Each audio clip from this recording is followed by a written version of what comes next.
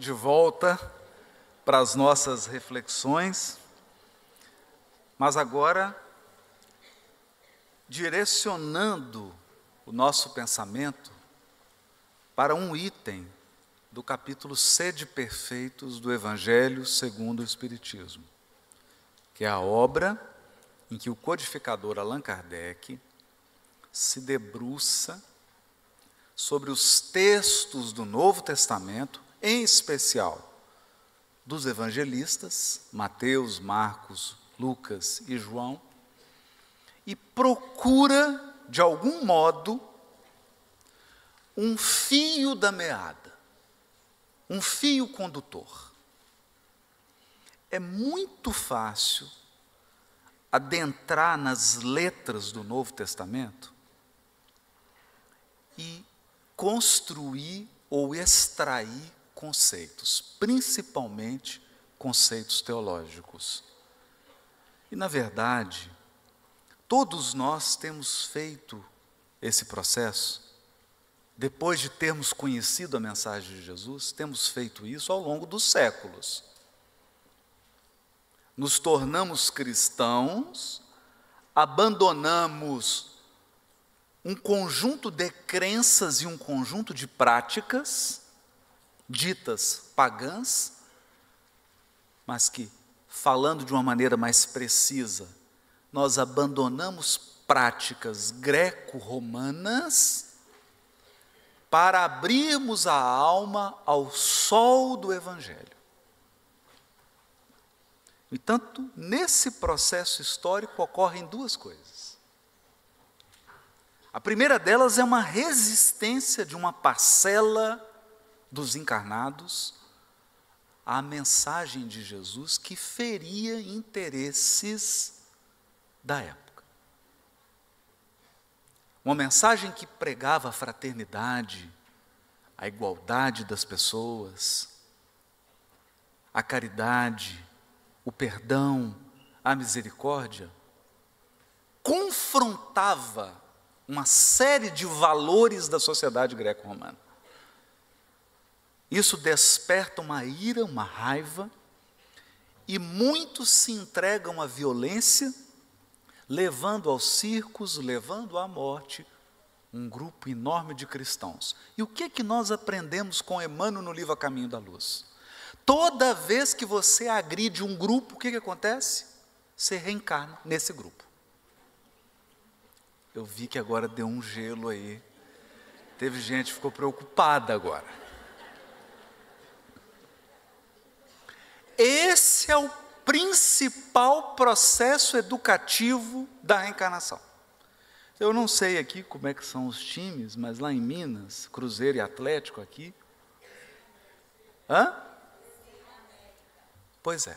Então tem a turma do América, que fica malhando a turma do ABC, próxima encarnação, nasce numa família toda ABC. A criatura está recém-nascida, ele já chega no quarto, está todo decorado com o time adversário. Camisa, roupinha. Então, o que aconteceu com aqueles espíritos que mantinham a estrutura social e cultural da civilização greco-romana? Reencarnam no cristianismo. Só que quando eles reencarnam no cristianismo, o que eles fazem? Ele muda, o espírito muda de uma hora para outra? Não. Ele começa a adaptar o cristianismo às suas práticas. Então, no início do processo, o cristianismo começa a assumir características greco-romanas. As mesmas práticas. Então, esse é o processo da educação reencarnatória. É assim que nós aprendemos. Ao longo dos séculos, o que nós transformamos a mensagem do Evangelho? Transformamos a mensagem do Evangelho num aspecto limitado. Jesus se transformou num objeto de adoração, porque nós temos milênios de adoração a objetos. Nós já adoramos árvores, nós já adoramos trovão, nós já adoramos rios, florestas, nós já adoramos estátuas e nós já adoramos, quer dizer, adoramos até hoje pessoas que estão no poder ou que estiveram. Então não vai muito tempo no Império Romano, o imperador assumia, e é interessante porque os romanos eram práticos. Então as estátuas não tinham cabeça, porque mudava o imperador, só trocava a cabeça. Sério, não é brincadeira. A estátua ficava pronta. Aí mudou, saiu Nero, agora é outro. Trocava a cabeça das estátuas todas. Por quê? Porque havia o culto ao imperador. O culto ao imperador. O imperador romano era Deus. Ele era um Deus. Então ele tinha sacerdotes, ele tinha um culto e ele tinha adoradores. Qualquer semelhança com o Brasil hoje é mera coincidência. Adoração a seres humanos, independente da qualidade ou dos méritos desses seres humanos. Nós não estamos entrando nisso. Então, o cristianismo foi reduzido. O que nós fizemos? Pegamos a estátua de César, colocamos a cabeça de Jesus. A estátua já estava pronta. Recortamos a cabecinha, uma cabeleira bonita, partida no meio, uma barba, e colocamos. O processo de adoração mudou. Depois, com o tempo, o que nós adaptamos? Ao invés de uma estátua semelhante ao do imperador, nós criamos um crucifixo. E o Cristo passou a ser um objeto de adoração. Algum problema em adorar Jesus? Eu não vejo nenhum, eu adoro Ele. Adoro de verdade. Nenhum problema. O problema é quando a minha relação com Jesus se limita à adoração da sua figura. Por quê? Porque aí a minha adoração à figura de Jesus não tem outros desdobramentos, não tem consequência na minha vida. Então nós lembramos daquela cena clássica, agora, século XX, Mahatma Gandhi andando na Índia, na capital, guardas, soldados do Império Britânico, controlando socialmente a colônia, veem um grupo de soldados, veem Gandhi andando, um deles vai e dá um soco no rosto de Gandhi e ele cai no chão. O que ele esperava? Que o Gandhi reagisse à agressão física. Mas a prática de Mahatma Gandhi era da não violência. Então ele se levanta e não esboça nenhuma reação de violência. Então o soldado dá outro soco nele e ele cai novamente no chão. Ele se levanta novamente e é então que o soldado pergunta: quem te ensinou a ser um covarde? E o Gandhi diz para ele: esse homem que está aí no seu pescoço pregado num crucifixo. Só que não sou eu, Haroldo, falando isso. Imagina a vibração de Mahatma Gandhi dizendo isso, olhando nos olhos de um soldado. Deve ter arrepiado até o perispírito do soldado. Então, o soldado ficou desconcertado. Por que ele ficou desconcertado? Porque aqui nós tínhamos algo absolutamente incongruente, uma coisa absurda, um cristão agredindo.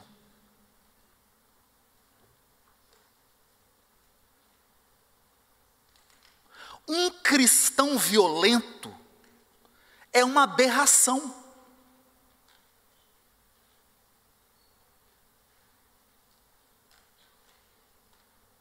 E aquilo ficou patente. Então ficou patente um choque.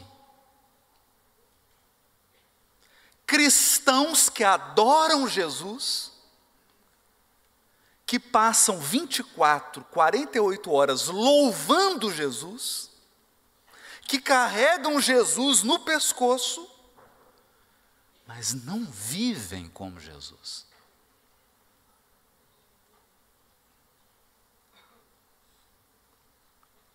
Então a relação desse cristão com o Cristo é uma relação muito superficial e muito limitada de pura adoração, como se adora um objeto. Como se adora um time. Como se adora, quer dizer, agora não está mais na moda adorar time, agora está na moda adorar partido, né? Como se adora um partido, como se adora uma comida, um outro esporte. Bom, ali ficou claro isso. Será que a vinda de Jesus, e será que a vida de Jesus, a vinda e a vida, se resume a um processo de pessoas adorando e cantando e elogiando Ele? Será? Será que isso é uma relação? Será que isso é uma relação? Então você casa com alguém. Aí toda vez que você entra dentro de casa, a pessoa, meu amor, né? É o sonho de muita gente. Meu amor, minha querida, meu querido, não é? É bom no primeiro dia. Passam 400 dias. Isso é relação? Claro que não. Claro que não. Por quê? Porque na verdadeira relação, no verdadeiro encontro de almas, não precisa disso. Não precisa. Se eu te amo, basta um olhar. Não precisa disso.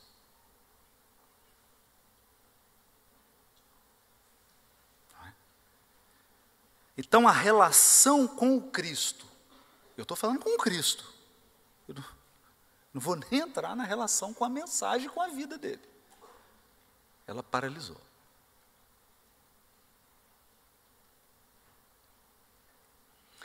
E mecanizou. Mas mecanizou só nas outras religiões? Será que isso... Eu acho que isso não acontece no movimento espírita, não. Acho que não. Porque no movimento espírita, todo espírita vive integralmente a mensagem de Jesus. Não é? Então, a relação com o Cristo e a relação com o Evangelho ficou mecanizada. Então nós viramos, é duro dizer isso, nós viramos adoradores e pedintes. Senhor, oh Jesus, estou no cheque especial, né? Porque assim, um louvor, depois de um louvor, vem um pedido. Né? Eu estou com um adolescente em casa, ele vai ficar bravo com isso. Ele assim, pai, eu falo assim, que você quer? Porque se ligou, não liga assim, pai, estou com saudade, não é? Passou dessa fase. Agora é, pai, o que foi, filho? Autoriza um joguinho, né?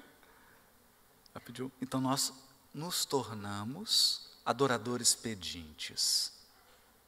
O Cristo é lembrado na véspera da cirurgia, na véspera da prova, quando tem um problema em casa, né? Quando o seu saldo está maravilhoso, só que tem um sinal negativo do lado esquerdo, nós lembramos do Cristo. Relação de pedinte. Tem alguma coisa de errado nisso? Não. Não.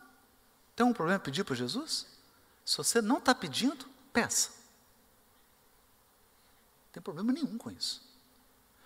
O problema é quando a sua relação se limita a isso. Se a sua relação se limita a isso, ela é uma relação muito estreita.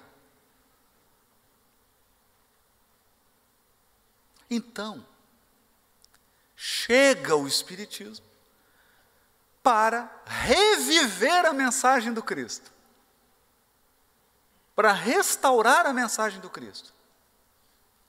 E a gente pergunta para o Espiritismo: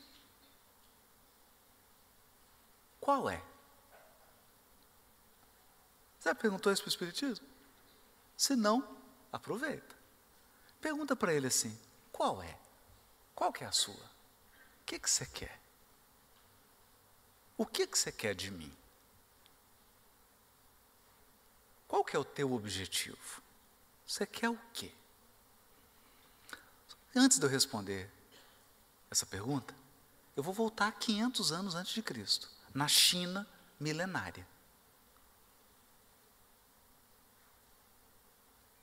E eu vou lembrar aqui de uma figura chamada Confúcio, não é Confuso, Confúcio.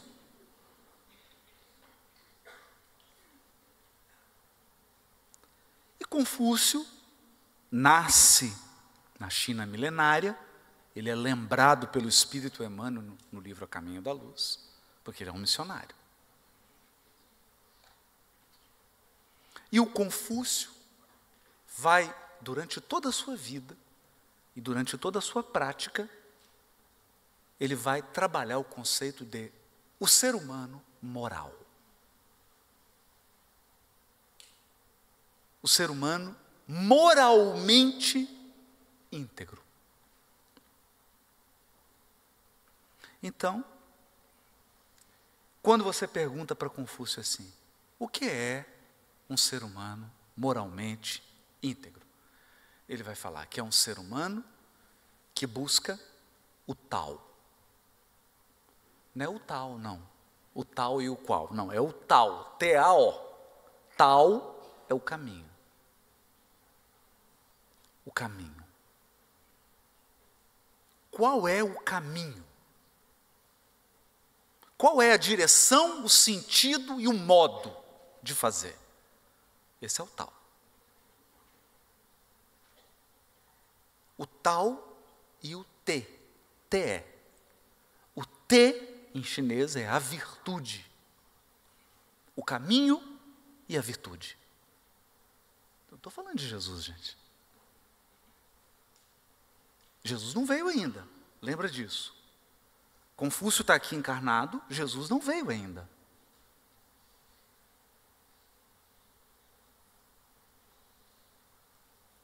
Então ele está falando de um caminho, que o objetivo máximo de um ser humano é mirar no caminho e na virtude. E o ser humano moralmente íntegro, ele tem duas características, Chung e Shu. Vamos começar pelo Shu, que não é chulé, é Shu, só Shu. Shu é o ser humano integralmente íntegro, é um ser humano que não faz ao outro o que ele não quer que o outro faça com ele. Simples, não é? É tão simples isso, que isso resolveria 95% dos problemas do planeta Terra.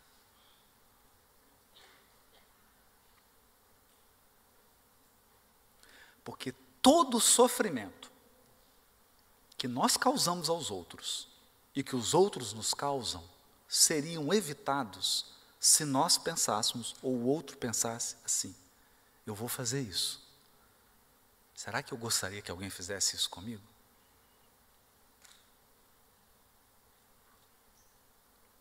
Por quê?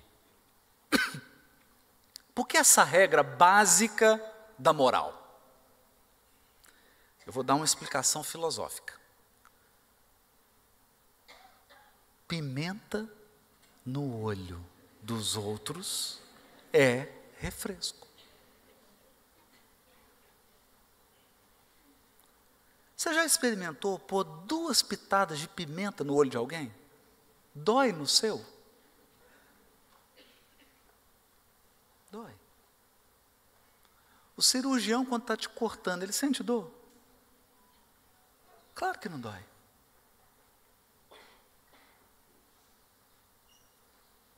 Então, tem uma coisa básica. Eu queria que você pensasse sobre isso. A dor iguala todos os seres humanos. Não importa o seu partido político, não importa que time de futebol você torce, não importa a sua orientação sexual, não importa seu gênero, não importa a sua classe econômica, dor é dor.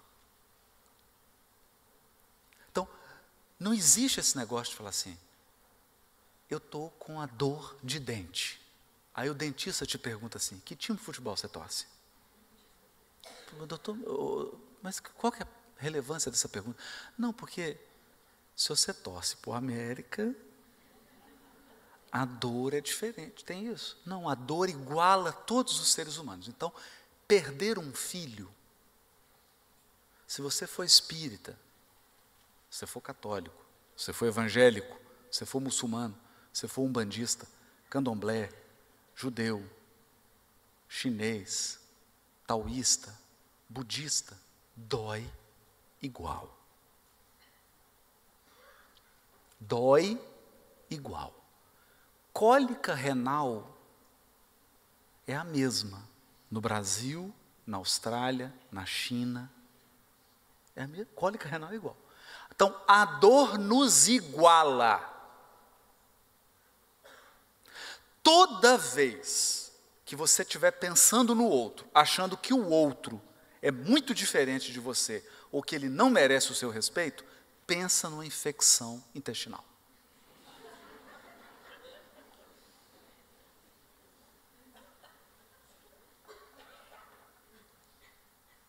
A dor iguala todos os seres humanos. Só que tem um detalhe na dor: eu só sinto a minha.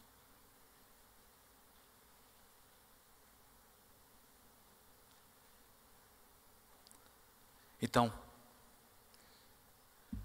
se alguém agride uma pessoa, agride a pessoa, a dor quem vai sentir é ela. E uma dor reflexa, se eu estiver ligado, for alguém que eu amo, eu vou sentir uma dor moral, mas a dor é a pessoa que sente. Então a encarnação tem um mecanismo maravilhoso. Sabe o que ela faz? Ela inverte o lado. Então, hoje, você é o que arranca o dente. Fala: oh, que legal arrancar o dente dos outros. É tão divertido. Aí você vai lá e arranca. Amanhã, o seu é arrancado. Qual que é o nome disso? Expiação. Está lembrado? Céu e inferno, Código Penal da vida futura. Toda vez que você comete um erro e fere alguém, tem 3 elementos: arrependimento, reparação e expiação. Espera aí, se eu já arrependi, se eu já reparei, o que é espiar?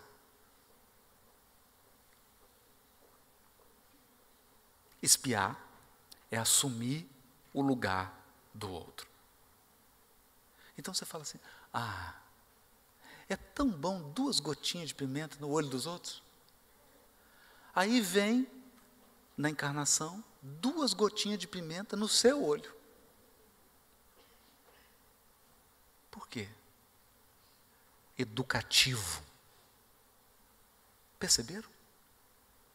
Educativo. Então eu não canso de citar o exemplo do Quincas. Amigo querido, trabalhou com Chico, estava em Uberaba, de manhã, entraram no escritório de contabilidade dele, rebentaram tudo, roubaram tudo, e não só roubou, porque, imagina o ladrão, ele deve ter entrado 2 ou 3, fala assim, vamos roubar o computador? Vamos. Vamos roubar o dinheiro? Vamos roubar o dinheiro. Vamos roubar, o que mais que a gente vai levar aqui? Vamos levar isso. Aí levaram tudo, guardaram, e aí olharam e falaram assim, mas só roubar? Vamos destruir também? Perceberam? Quebraram tudo. Então, quando ele chegou no escritório, tinham levado todos os bens de valor e tinham quebrado tudo. E aí ele ficou abatido. E de noite tinha reunião com o Chico. É interessante? Então ele chegou como? Chegou triste. Quando ele entrou no grupo, o Chico falou, Quincas, meu irmão, o que foi? Você está triste? Ele falou, Chico, aconteceu isso, contou a história. Aí o Chico abraçou, aquele jeitinho do Chico, né? Abraçou, pegou a mãozinha, o braço com ele. Ficou um tempo sem dizer nada. Aqui fala assim, dando um cheiro, né? Fazendo um dengo. Depois o Chico virou e falou assim, meu filho, é tão bom devolver. É tão bom devolver.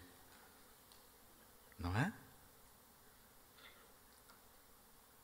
Tirar dói? Tirar dos outros dói? Claro que não. Não dói. Devolver dói.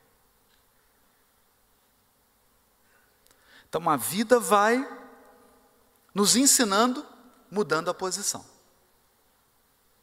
Então hoje eu traio, amanhã eu sou traído. Hoje eu roubo, amanhã eu sou roubado. Hoje eu agrido alguém, amanhã eu sou agredido.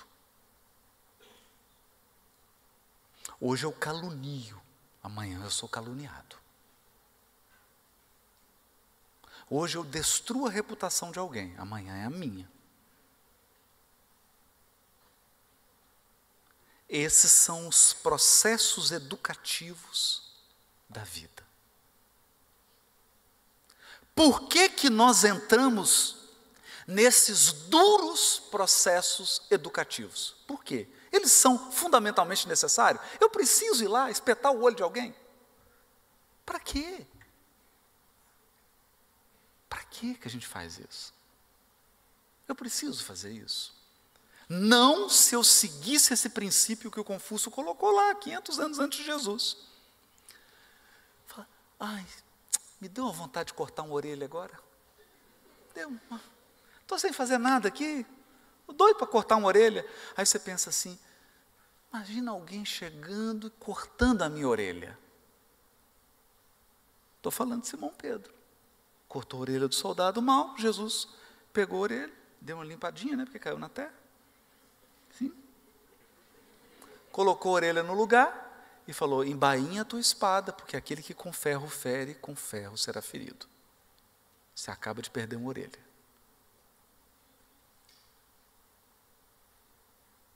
Precisa disso? Não precisa. Essencialmente não precisa disso.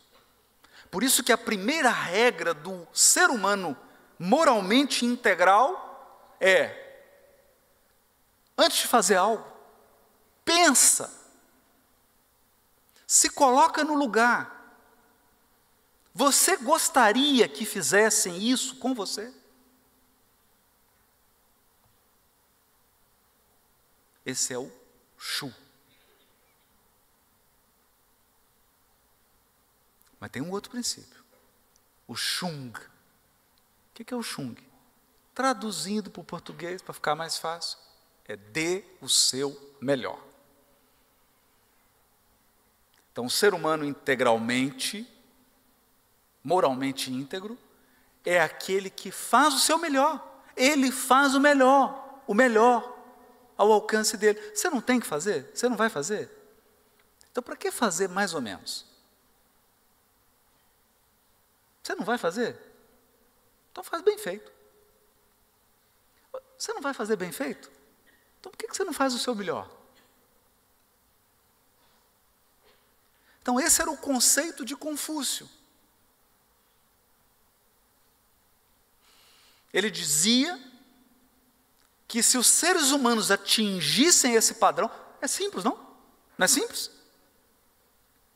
É simples. Então o que eu espero? Eu chego na farmácia para pedir uma orientação de um remédio com receita. O que eu esperava que a pessoa fizesse?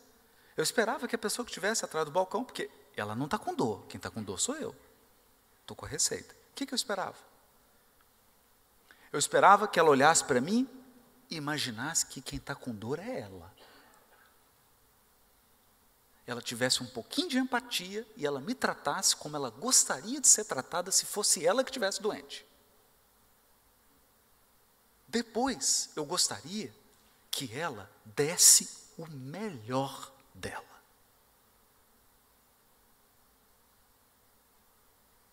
O que você acha que aconteceria com o mundo hoje se todos os seres humanos fizessem isso? É difícil? Está muito difícil? É uma tarefa complicada? Não. Isso se chama mundo regenerado.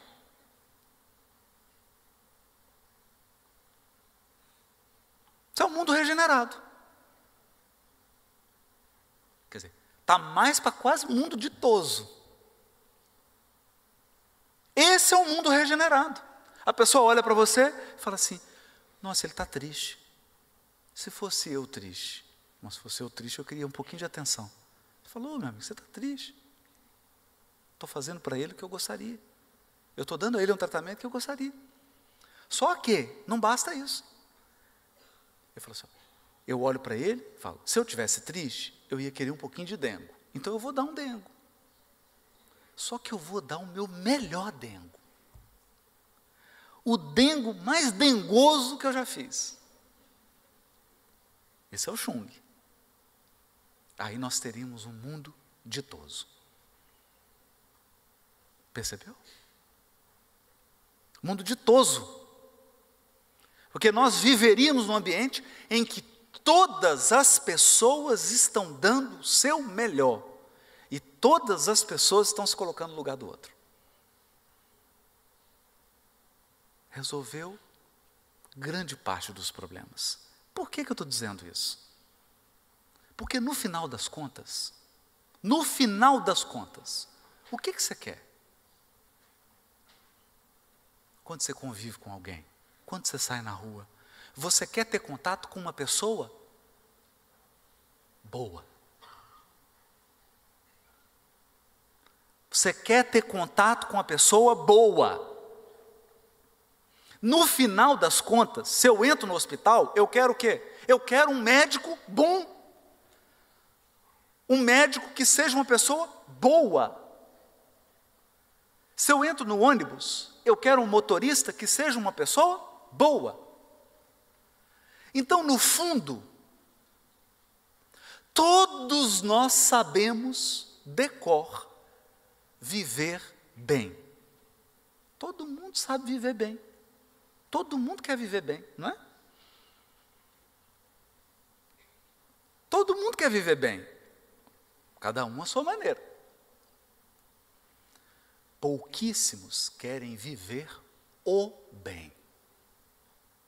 Então, viver bem é uma coisa, viver o bem é outra. Não é?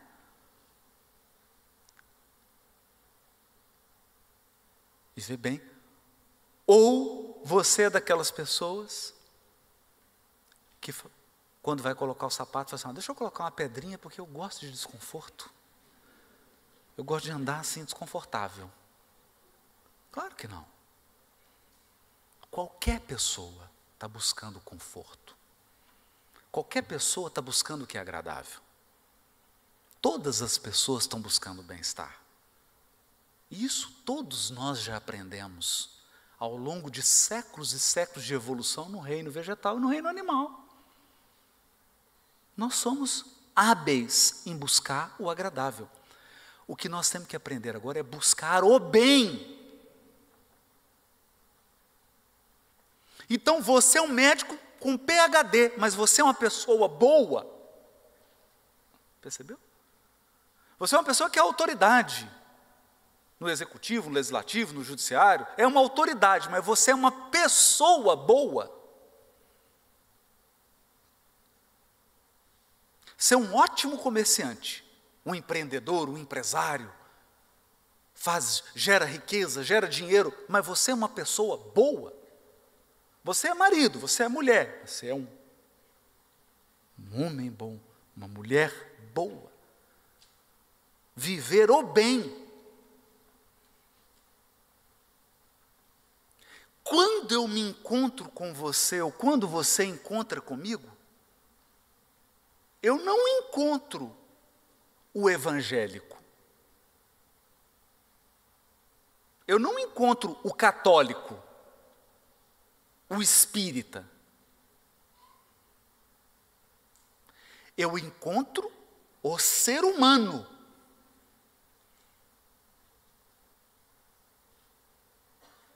Então, esse ser humano pode ser uma pessoa boa ou uma pessoa má. Então tem espírita que é mau.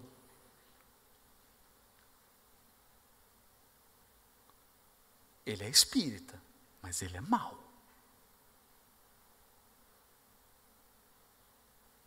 E tem espírita que é uma pessoa boa.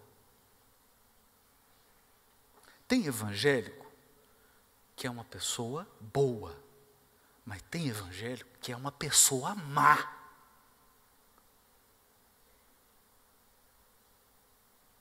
Você entendeu a ideia?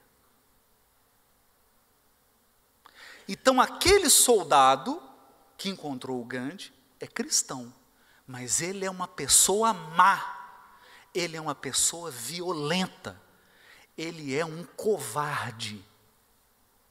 E é cristão.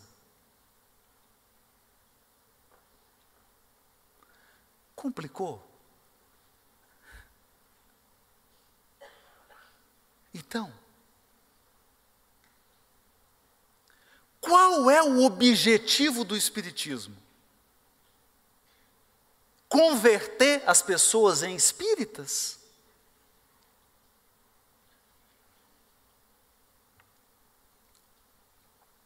Esse é o objetivo do Espiritismo?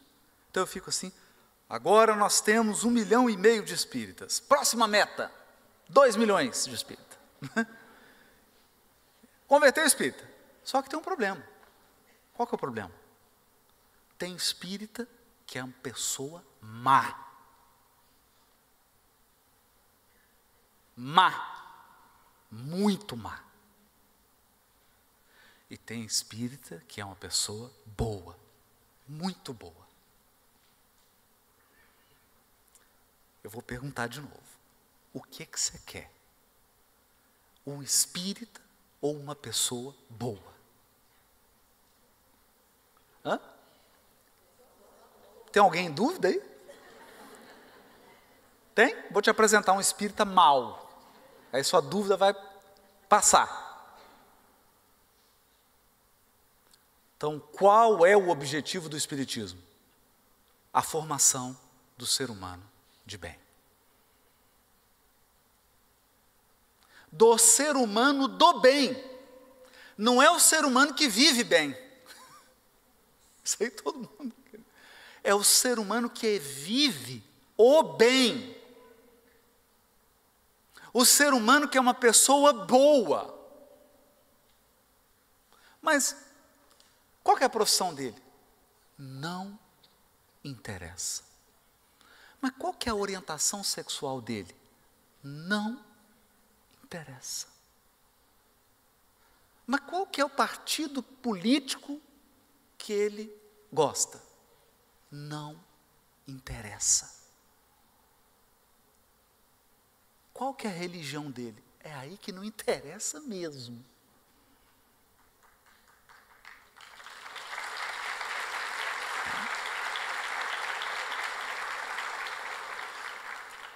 Agora, nós temos condições de entender uma história, essa história é real, história verdadeira. Chegou uma mulher, uma senhora, entrou na fila para conversar com Chico. Aquela fila gigante, passou o tempo, está de frente com Chico. Ela fala: Chico, eu estou angustiada. Chico fala: o que foi, minha filha? Chico, meu marido, mas você está esperando já uma queixa, né? Meu marido é uma pessoa muito boa, Chico. Meu marido é um excelente pai. Meu marido é um profissional maravilhoso, consciente, competente, honesto, trabalhador. Chico, ele é um ótimo marido. Eu não vou entrar nos detalhes aqui, porque tem muita gente ouvindo, mas é um namorado, um marido maravilhoso. Ele só tem um defeito. Defeito grave. Aí você está pensando o quê? Nossa, é viciado em cocaína, né?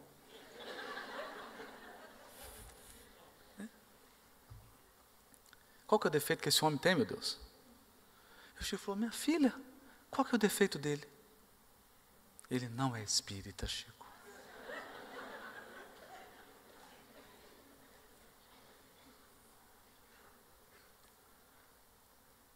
O que você responderia?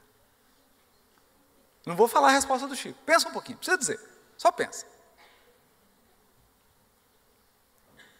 O que você responderia? Tem gente que responderia assim: separa desse homem. Onde já se viu um homem tão bom que não é espírita? Eu prefiro um homem mau, mas espírita.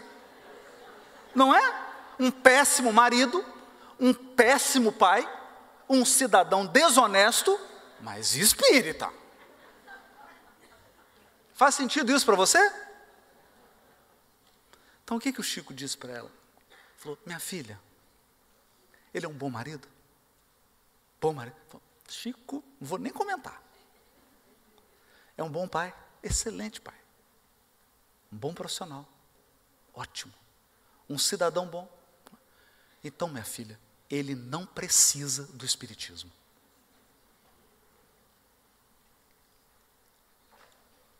Quem precisa? Ela.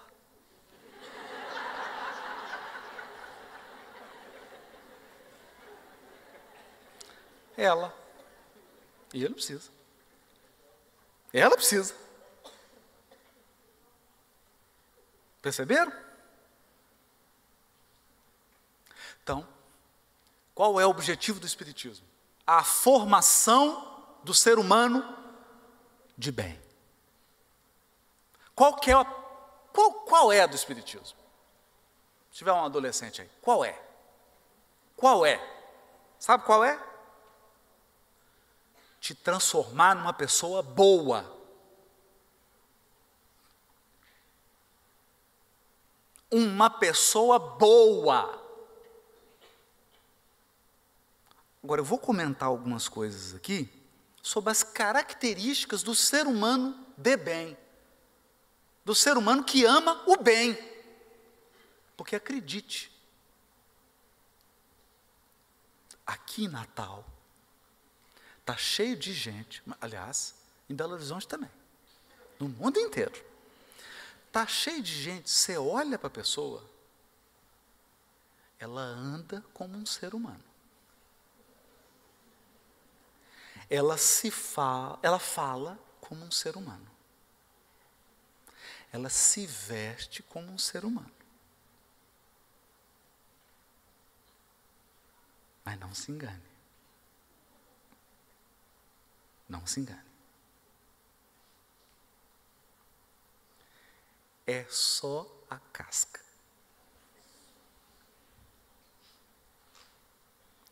Os hábitos são primitivos. A sensibilidade é primitiva. Então, se você pegar aquele corpinho lindo, tirar e colocar de um primata do início da evolução, tipo o Homo sapiens lá do início das cavernas, né? Que é um pouquinho mais peludo, tá bom, tá adequado. E vai ser o que vai acontecer. Vai acontecer isso. Sabe o que chama isso? Degredo. Degredo é: você vai receber um corpinho adequado ao seu coraçãozinho.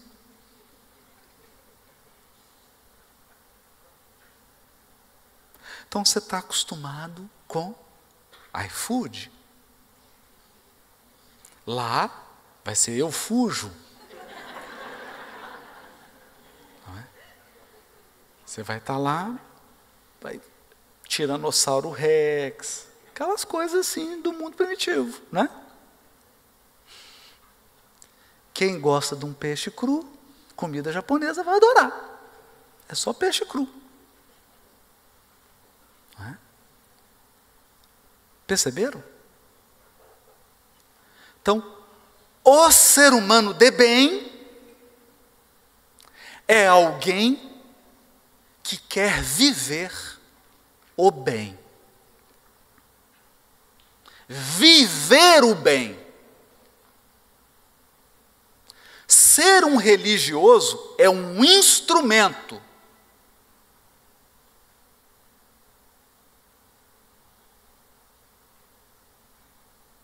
É um instrumento. Então, eu me lembro certa vez, eu estava com um grande espírita de Belo Horizonte, né? E contratou um pintor para pintar a casa espírita. Aí chegou o pintor e falou: olha, então, preciso que faça isso aqui e tal, mas você é responsável. Ele falou assim: eu sou espírita. Aí ele perguntou assim: e daí? E daí? Eu estou perguntando se você é responsável. Estou perguntando se você é cuidadoso. Porque você está vendo essa parede toda má pintada aqui? Tudo espírita. Os 3 que passaram aqui fizeram essa lambança, tudo espírita.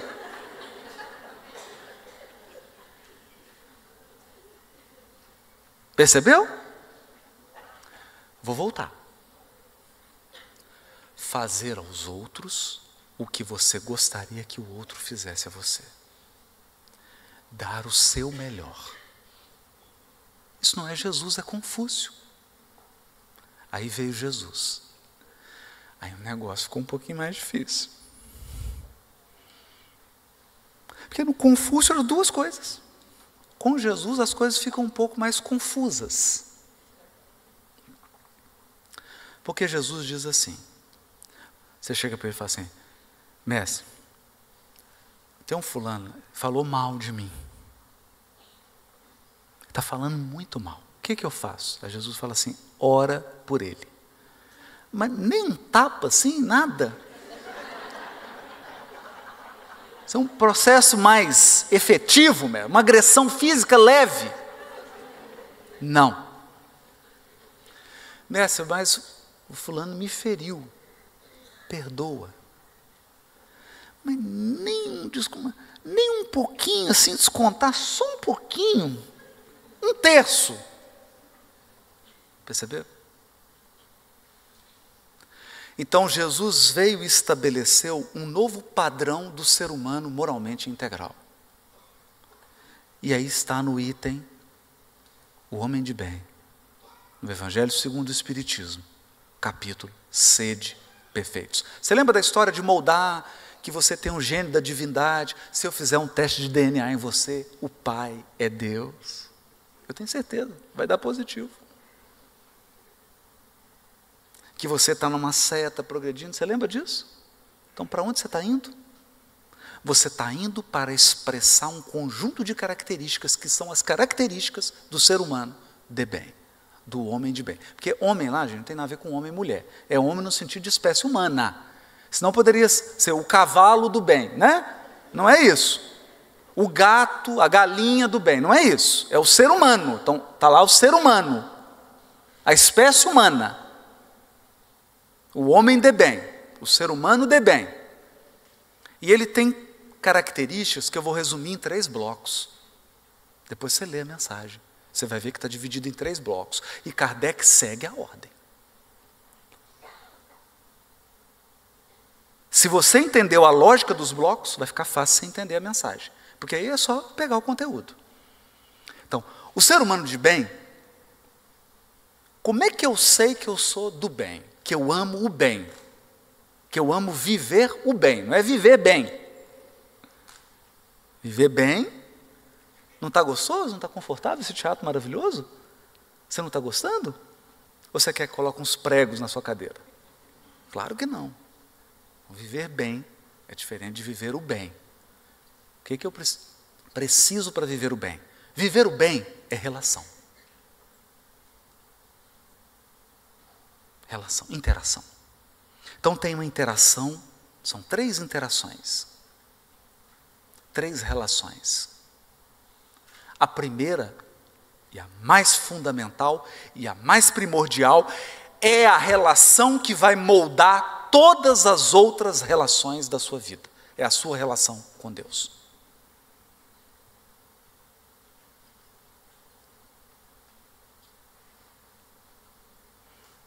Haroldo, explica mais um pouquinho isso. Não sou eu que digo isso, sabe quem diz isso? Hahnemann, lá da homeopatia.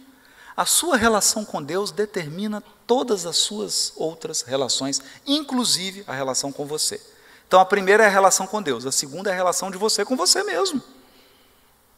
Mas, Haroldo, tem uma relação eu com as minhas vozes? Eu com as minhas múltiplas personalidades? Tem. Tem a sua relação com você. É por isso que a gente sente baixa estima. Você já sentiu baixa estima? Quando você entra e fala assim, nossa, mas essa festa era passeio completo? Eu vim de calça jeans, né?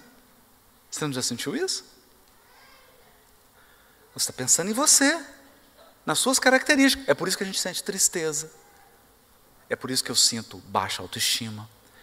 É por isso que eu perco a vontade de viver. É a minha relação comigo. Comigo. E tem a minha relação, essa é bem complicadinha, com o outro.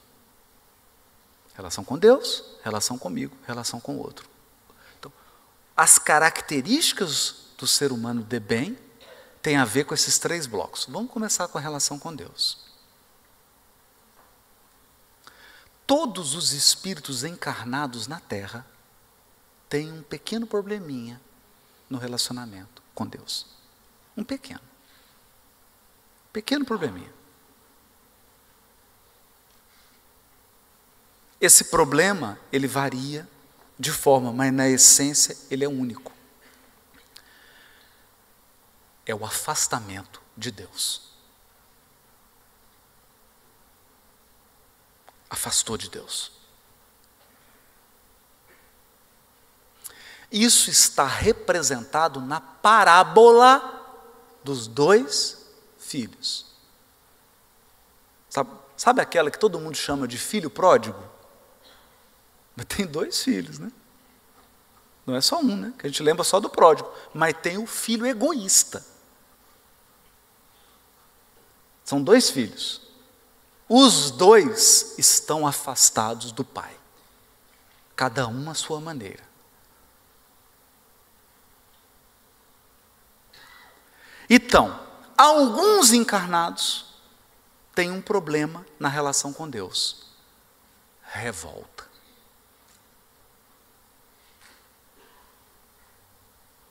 Por que eu estou aqui? Por que comigo? O que eu fiz para merecer?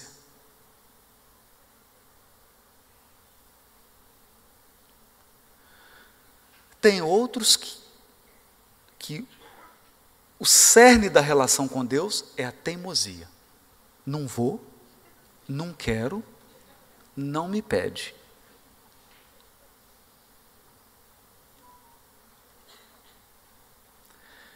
E aí vai variando. Tem o da má vontade, de novo. Me erra.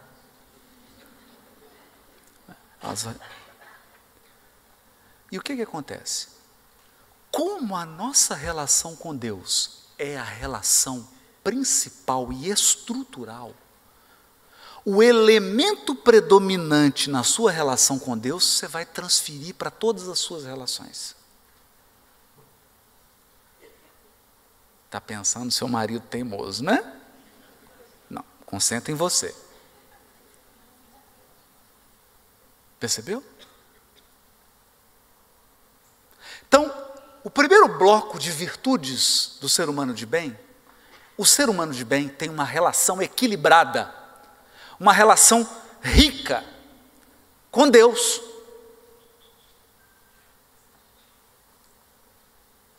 Ele ama Deus e ele confia em Deus. Isso é muito difícil. Essa é a primeira característica do ser humano de bem. Complicou, deu muitos passos além do Confúcio. Eu amo a Deus e eu confio em Deus. Então é uma relação muito sutil e muito complexa.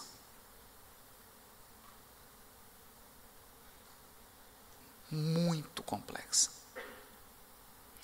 Então, eu vou dar um exemplo para você ter uma ideia de como que essa relação pode se tornar bem íntima e muito complexa. Francisco de Assis saiu com um frei, fazendo uma viagem, era inverno, acabou a água, acabou a comida, e eles chegaram no mosteiro, que era o destino, neve caindo, gelo, eles já quase congelando, bateram no mosteiro para entrar. E a pessoa que controla a entrada de um lugar tem muito poder. Tem muito poder. Lembra disso. Certa vez fizeram um evento lá no Tribunal de Justiça de Minas Gerais e deram uma ordem assim para o guarda. Ninguém entra sem o crachá. Está entendido? Ninguém. Chegou o presidente do Tribunal de Justiça. Sem o crachá.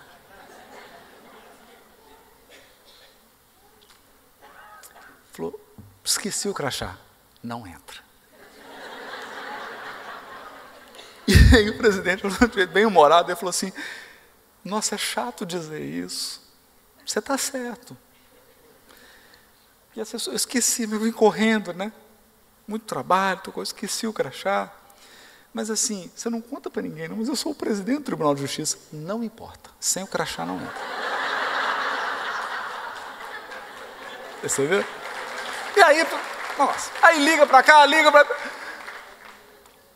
Sei que a assessoria ligou lá para o chefe da segurança, o chefe dele ligou para ele e falou assim, meu filho, essa é a única exceção que você tem que abrir, pelo amor de Deus. Só essa que eu te peço. Então, Francisco bateu no mosteiro, abriu um frade e falou, quem é? Ele, Francisco. Ele, Francisco o quê? Tchum. Não acreditou que era o Francisco de Assis. Achou que era uma pegadinha. O frei que estava do lado começou a chorar. Falou, agora eu vou desencarnar. Francisco, nós vamos desencarnar. Pai Francisco, chamava de pai, né? Nós vamos desencarnar. E o Francisco começou a pular de alegria. Aí o frei falou assim, será que é dupla personalidade, né? Esquizofrenia? Começou na alegria. Aí ele falou, pai Francisco, o que está acontecendo? O senhor não entendeu? Nós vamos morrer.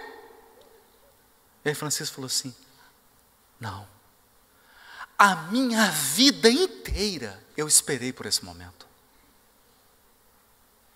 Ele falou, para morrer? Não, porque agora nenhum ser humano pode nos ajudar. Então, agora eu estou 100% nas mãos de Deus. Eu sonhei com esse dia.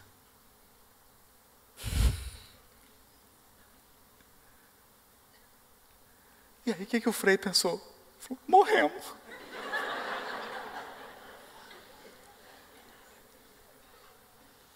De repente, abre a portinha e fala, é Francisco? Ele, sou eu, todo alegre, né?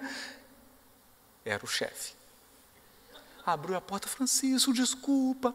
Ele chegou lá dizendo que tinha um Francisco. Abriu. Então, quando a gente fala em fé, você fala, não é acreditar. Acreditar ou não acreditar em Deus, gente. Esse negócio de acreditar é tão engraçado. Certa vez tinha um amigo que estava na reunião mediúnica, ele era o dialogador. E o grupo é dentro de uma comunidade muito violenta e pobre. E aí, um dos traficantes da comunidade foi assassinado. 2 dias depois, ele manifesta na reunião mediúnica. E ele conhecia, porque é uma atividade social que tem dentro da comunidade. E esse amigo atende lá, um trabalho bonito. Então. E ele tem um trato lá com os traficantes, fala, nós estamos fazendo bem aqui, não incomoda a gente. Não, pode deixar, senhor. A gente não vai incomodar o senhor, não, pode ficar tranquilo. E eles fazem o trabalho lá. Aí manifestou o traficante. E aí ele perguntou para o espírito, falou assim, você acredita em vida após a morte? E o espírito falou, de jeito nenhum, eu não acredito nisso não. Aí ele falou assim, mas devia. Mas devia. Então, acreditar ou não acreditar, qual é a diferença que faz? Nenhuma. A pessoa fala, não acredito nesse negócio de vida após a morte, não. Aí morre.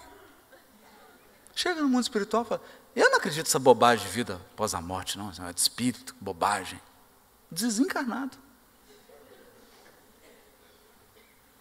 E não acredita em espírito. Não faz diferença nenhuma. Fé, na verdade, é confiar. Você confia? Você confia que você está no lugar certo? Você confia que você está com as pessoas certas? Inclusive essas que você pensou? Você confia que as coisas que estão acontecendo com você fora da sua vontade, não é essa que você está provocando, não, né? Aquelas que acontecem fora da sua vontade são as melhores. Então você entendeu. Então você entendeu. Tem uma história que está no Lindos Casos de Chico Xavier. Estava o Chico na fila, chegou, aí todo mundo na fila, né? A pessoa ficou 1h30 na fila para falar com o Chico. A hora que chegou a vez dele, tirou uma arma, apontou para o Chico e falou assim, eu vim te matar. Engraçado, né? É só ficar esse tempo todo na fila, né? Está esperando na fila, né? Eu vim te matar. Sabe o que o Chico disse? Seja feita a vontade de Deus. O homem começou a tremer e a chorar. Guardou o revólver.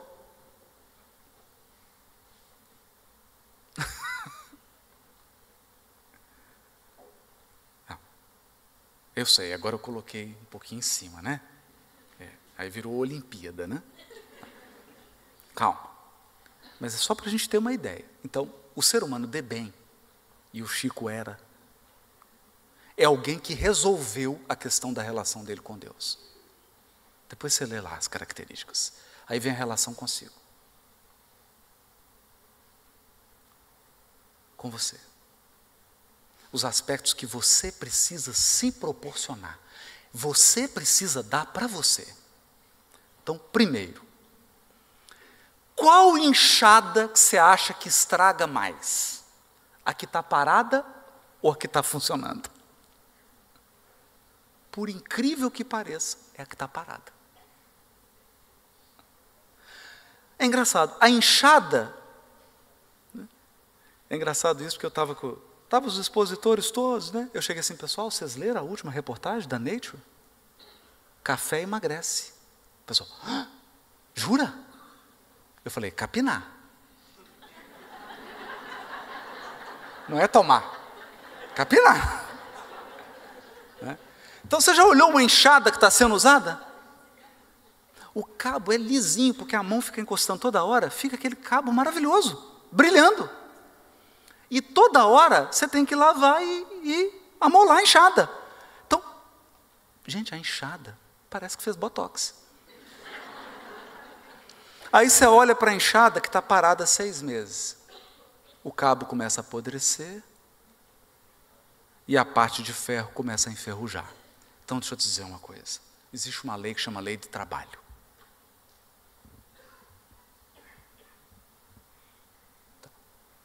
Então, na sua relação com você, faça coisas úteis para você e para os outros.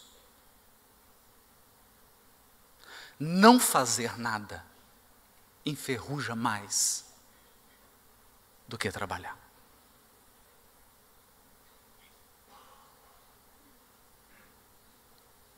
Aprenda a gostar de você. Por quê? Porque amar ao próximo como a si mesmo. Se você não gosta de você, coitadinho do próximo. Eu tenho pena do próximo. Você não gosta nem de você.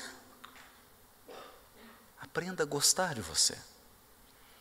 Aprenda a respeitar suas limitações. Porque aí você vai aprender a respeitar a limitação do outro. Você olha para o outro e fala assim, nossa, ele é tão doidinho. Aí você fala, mas eu também sou tão maluco. Tá bom. Não é? Então, nessa relação com você, aprenda a se dar momentos de alegria. Aprenda a se dar momentos de trabalho, de ocupação útil.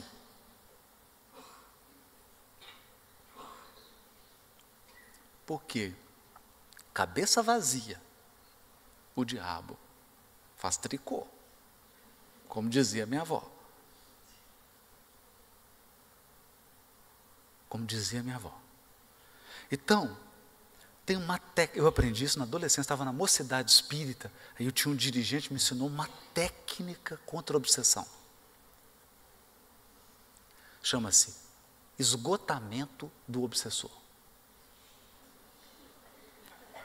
O obsessor fica tão irritado que ele vai embora. Então a técnica é o seguinte: bastante leitura de obra edificante. O obsessor detesta isso. Ele fala, lá vai ele ler André Luiz de novo, que coisa chata. Não suporta essa obra de André Luiz.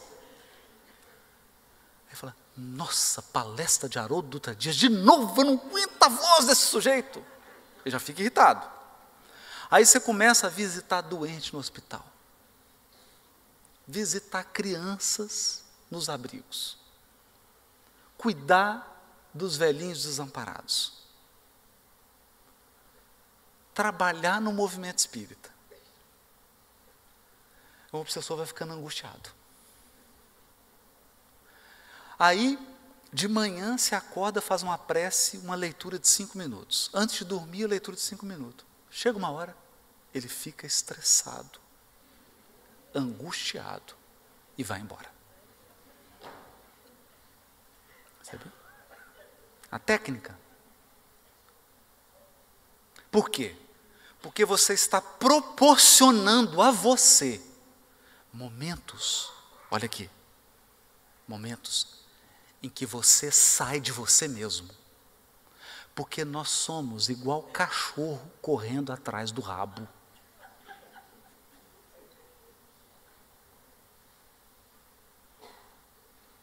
isso? Já viu isso? O cachorro fica girando. Está correndo atrás do rabo. É a gente. Você fala assim, tem um mês que eu estou triste. Por que você está triste? Eu já não sei, eu sabia antes, mas agora depois de 30 dias eu já não sei mais. Mudou.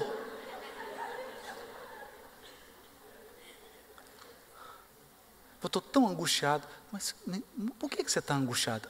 2 anos atrás eu sabia, agora eu já não sei mais. Então, dê a você oportunidades de experimentar o bem de formas novas e diferentes. Não é brincadeira. Quando o Chico estava esgotado, ele conta isso. O Emmanuel chegava e dizia para ele assim, Chico, está na hora de recarregar as baterias. Tá. Para onde que o Emmanuel levava o Chico? Para os bairros mais carentes, para atender as pessoas em sofrimento.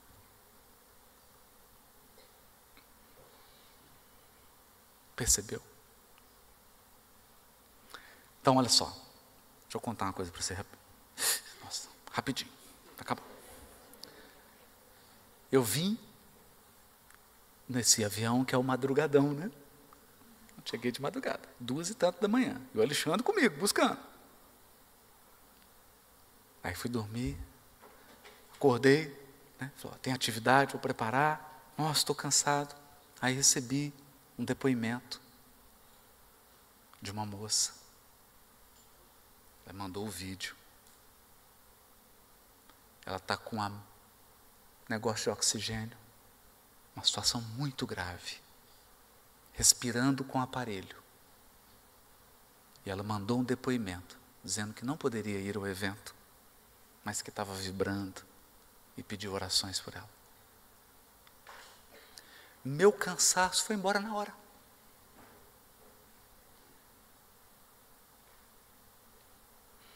Eu levantei e falei assim, meu Deus, que é isso?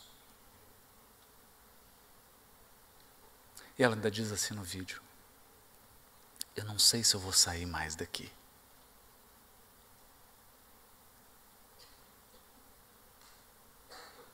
Então, dê a você esse presente.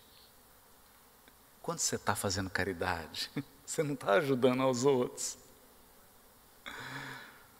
Você está se dando o maior presente da sua vida. Procure ocupação útil. Vai correr. Faz exercício. Percebe? Então isso faz parte da relação com você. Depois tem a relação com o outro. E na relação com o outro, eu já vou te dizer o básico aqui. Relacionar com os outros, para acabar, é simples. Entenda uma coisa. Não importa o quanto a pessoa te ama, ela vai te ferir.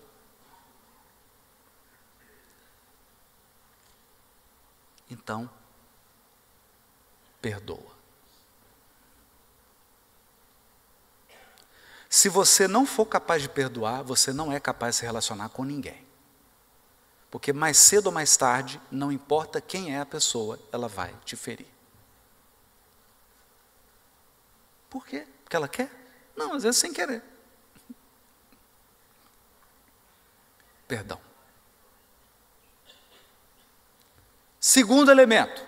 Está lá no nome. Está lá. Não estou inventando isso não, está lá no nome de bem. Segundo elemento. Entenda uma coisa. Entenda uma coisa. Você já viu espírito puro fazendo palestra?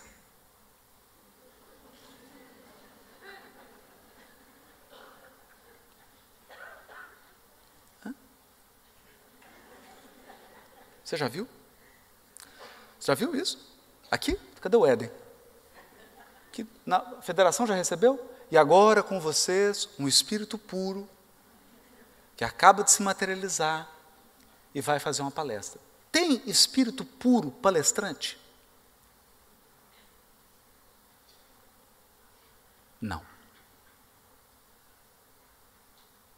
Você entendeu? Então, vou te dar uma dica. você encontra com alguém. Primeira pergunta que você faz: você está encarnado?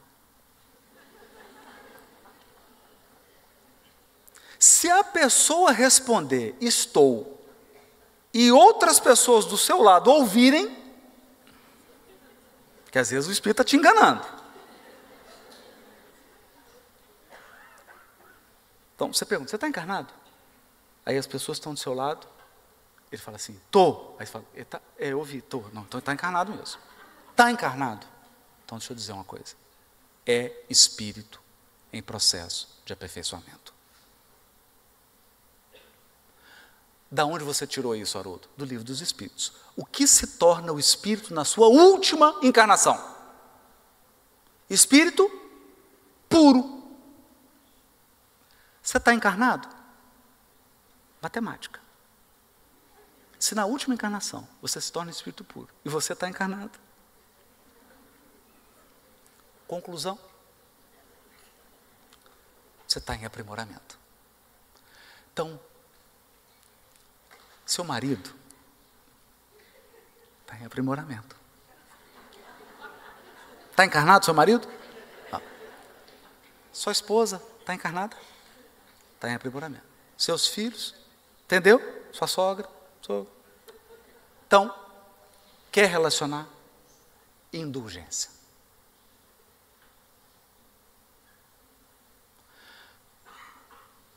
A turma que está encarnada é imperfeita. Indulgência significa não focar na imperfeição.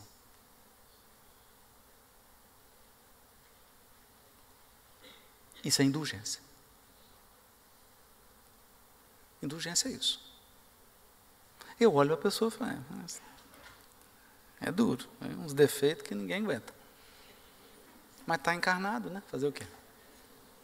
Não é isso? Indulgência. E o terceiro, para finalizar, benevolência para com todos. Ah, mas ele não é do meu partido. Benevolência para com todos. Mas ele não torce para o meu time. Benevolência para com todos. Ah, mas a orientação sexual dele é outra. Benevolência para com todos. Benevolência para com todos. Indulgência para com as imperfeições. Perdão das ofensas. Esses são os 3 pilares da relação com o outro. Relação com Deus, relação comigo, relação com o outro. Se você equilibrou isso, e se você está no caminho, bem-vindo à formação do ser humano de bem. Se você é um espírito, é um detalhe. Muito obrigado, gente.